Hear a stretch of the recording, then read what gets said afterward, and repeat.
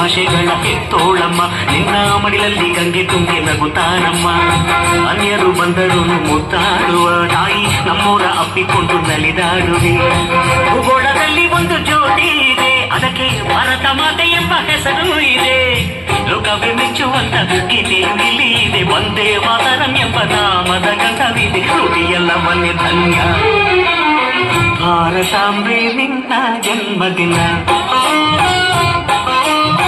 ಭಾರತೀಯರ ಶೌರ್ಯ ಮೆರೆದ ದಿನ.